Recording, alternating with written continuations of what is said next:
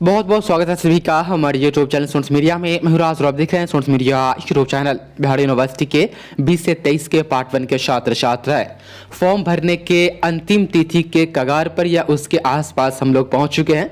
20 तारीख अंतिम तिथि है। यूनिवर्सिटी ने कहा कि 20 तारीख के बाद जो है एडमिट कार्ड तैयार करने की प्रक्रिया शुरू की जाएगी।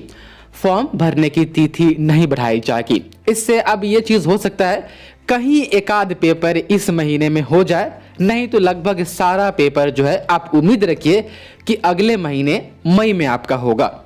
अब कितने दिन एग्जाम होगा तो मोटा मोटी मान करके चलिए सारा पेपर ख़त्म करने में 15 से 17 दिन यूनिवर्सिटी को ज़रूर लग जाएगा। उस बीच में भी अगर कोई आयोजन हुआ या कुछ चीज़ें हुई तो एग्ज़ाम एक आध दो दिन का इधर उधर बढ़ा तो 20-25 दिन मान करके चले। लेकिन मोटा मोटी आप ये लेके चलिए कि 15 दिन हो सकता है, 15 से 17 दिन, उस बीच में एग्जाम सारा खत्म हो जाए। पेपर 1 पहले होगा, पेपर 2 उसके बाद होगा। पेपर 1 और पेपर 2 के बीच में 1 से 2 दिन का या 3 दिन का गैप मिलेगा। ये डिपेंड करता है कि संडे कितनी है या ऑफिशियल छुट्टी कितनी है, उसके साथ ही कोई फेस्टिवल है उसके अवसर पर छुट्टी है या नहीं है। लेकिन पेपर 1 एग्जाम देने के बाद पेपर 2 के लिए कम से कम आपको 2 दिन का वक्त ज़रूर मिलेगा, गैप ज़रूर मिलेगा।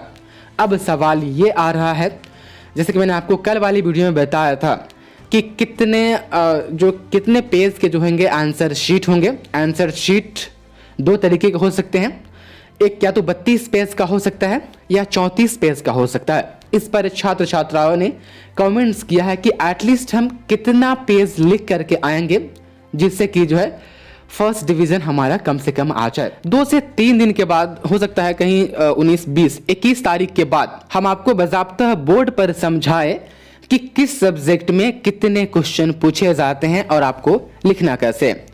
प्रॉब्लम थोड़ा ये है, फास्टिंग चल रहा है, रमज़ान का महीना है, 2 बजे के बाद तो एकदम से मूड ख़राब भी हो जाता है, एकदम इरिटेट होने लगता है, माइंड कुछ करने का मन करता नहीं है। फिर भी हम कोशिश करते हैं कि आपका जो है जितने भी हम मदद कर सके ये चैनल मदद करे, वो मदद करेगी। तो 22 तारीख तक मान के चलिए ना, 20 तक हम भेजिए, 20-21 के बाद हम आपको बाज़ाब्ता बोर्ड पर समझाएंगे किस तरीके से जो है आपको जो है आंसर लिखना है। होता क्या है कि मान लीजिए history, geography, political science, economics वाले जो है उसमें जो क्वेश्चन, जितने भी क्वेश्चन सब्जेक्टिव में पूछे जाते हैं वो तो खैर पूछे जाते ही हैं, लेकिन जो यूनिवर्सिटी जो है वह कंडीशन लगा देती है। आपके कुछ क्वेश्चन को ग्रुप ए में डाल देती है, कुछ क्वेश्चन को ग्रुप बी में डाल देती है और कहती है कि आपको इसमें से इतने क्वेश्चन लिखने हैं और इसमें से इतने क्वेश्चन लिखने हैं। बेहतर समझने के लिए आप क्वेश्चन बैंक आप दिखिएगा तो आपको समझ में आ जाएगा। क्वेश्चन बैंक आपके पास नहीं है तो आप हमें इस व्हाट्सएप नंबर मैसेज कर सकते हैं।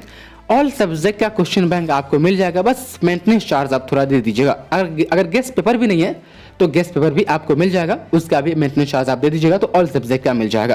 तो क्वेश्चन बैंक में फॉर्मेट पूरा रहता है, वो समझ में आ जाता है, तो कंडीशन लगा देती है। अब मैथ में क्या होता है, मैथ में कुछ एक्स्ट्रा क्वेश्चन पूछे जाते हैं। जितना इतिहास में पूछा जाएगा क्वेश्चन उतना मैथ में नहीं, मैथ में 2 एक्स्ट्रा क्वेश्चन रहते हैं। फिजिक्स, केमिस्ट्री में जो क्वेश्चन रहते हैं उसमें जो है वो ग्रुप वाइज बांटा रहता है। वहीं आप जूलॉजी देख लीजिए, जूलॉजी में 15 MCQ क्वेश्चन आता है।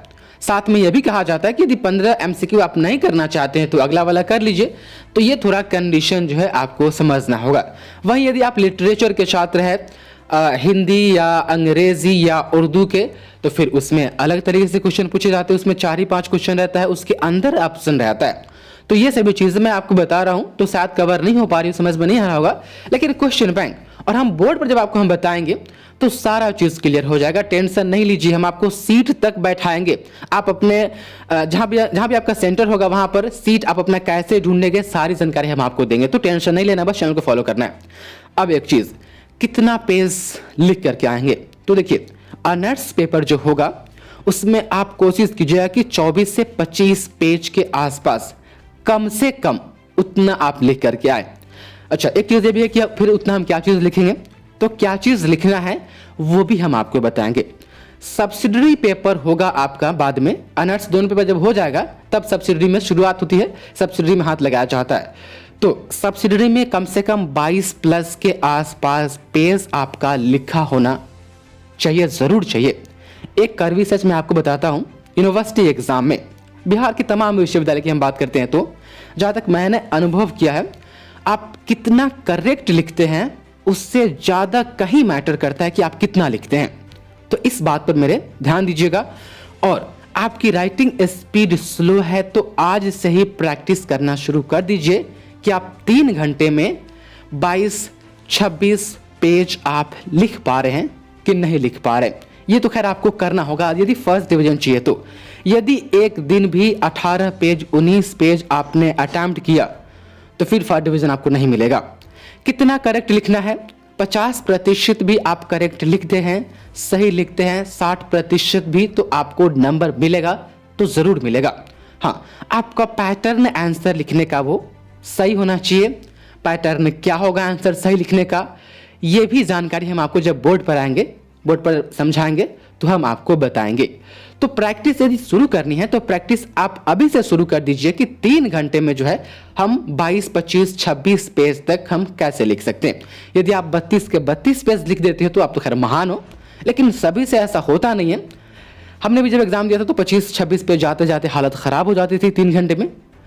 तो मैं आपके बात को समझ सकता हूं, आपके फीलिंग को, लेकिन आपको थोड़ी मेहनत करनी होगी, प्रैक्टिस करनी होगी। तो ओवरऑल फर्स्ट डिवीजन आपको चाहिए तो सब्सिडरी में 22 प्लस, अर्नेट्स में आपका 24-25 प्लस पेज आपका राइटिंग होना चाहिए आंसर सीट पर, तभी आपको अच्छा मार्क्स और अच्छा नंबर मिल सकता है।